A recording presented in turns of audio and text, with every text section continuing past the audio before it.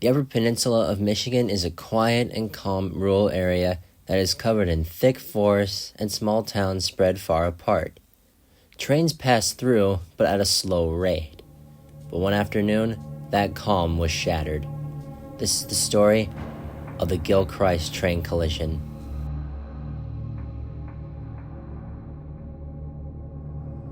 On July 12, 1982, Sioux Line train number 910 was heading east along the Marquette subdivision, dropping off and picking up cars between Sault Ste. Marie and other freight customers in the region. The train consists of two fairly new ST40-2s, the leader being number 6600, built in 1979, and trailing was 782, built in 1974. Number and type of cars are unknown. Heading in the opposite direction was train number 909 with two diesels at the front. The leader was GP38-2 number 4408, which was one of 10 with the Sioux letters in red, and behind it was SD40-2 6601. Again, number and cars are unknown. The westbound left Sault Ste. Marie bound for Marquette and Gladstone and had just picked up the 4408 at Trout Lake that morning. Due to the track work, both trains had to be limited to 25 miles an hour for most of the stretch. The dispatcher ordered that both trains were to meet in a siding at Gilchrist, where train 910 would head into the siding and allow 909 to pass, and where 910 would continue on its way. Unfortunately, this did not happen. Sioux Line 910 kept going through the siding and back onto the main line, heading toward the westbound. As train 909 approached Gilchrist, the engineer of 4408 heard a frantic transmission over the radio. "We are by the east switch." He saw the headlights of 6600 just a few hundred yards ahead and threw 4408 into emergency. All four crew members of both trains jumped, and then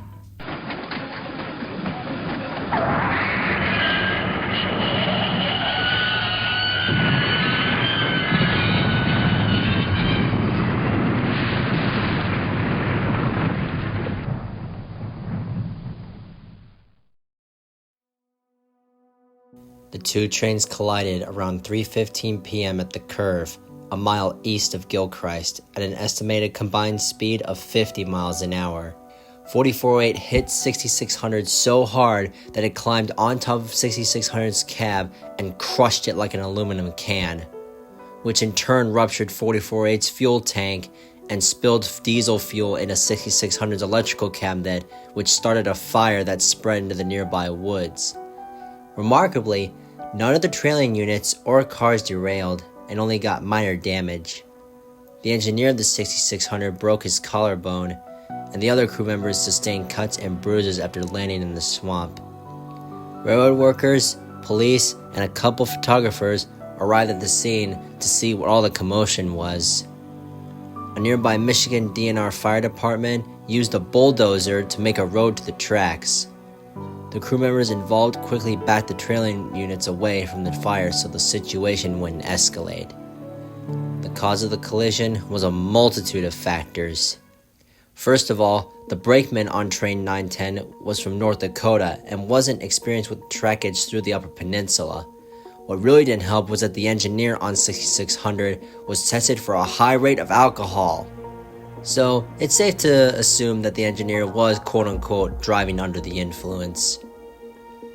Because of this, he did not communicate the location of train 910 on the radio with the engineer of train 909. After the wreck, stricter crew training was implemented, particularly for brakemen unfamiliar with assigned territories, as well as alcohol and other drug screening policies were tightened across the railroad. Dispatch protocols were also overhauled to include mandatory radio confirmation and real-time tracking procedures where possible, even on less busy branches like the Marquette subdivision. In the end, 6600 was sent off to Shoreham shops and was determined to be damaged beyond repair. It was then sent back to EMD and traded in for 6617, which continued with the Sioux Line and later Canadian Pacific until 2017. When it was again sold to Respondec Railroad Corporation and later scrapped. 4408 was cut up on site and was loaded for the ride to Shoreham shops to be recycled. But since the trailing units only received minor damage, 782 was repaired and returned to service with the Soo line and continued to operate for the Soo and later Canadian Pacific for many years. The locomotive was eventually retired and likely scrapped by 2007. Like 782, 6601 was also repaired and placed back into service.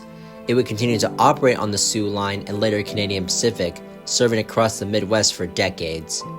It was eventually retired in the mid-2000s, and though its exact fate is unclear, it's assumed that it was scrapped not long after. 43 years have passed since the crash.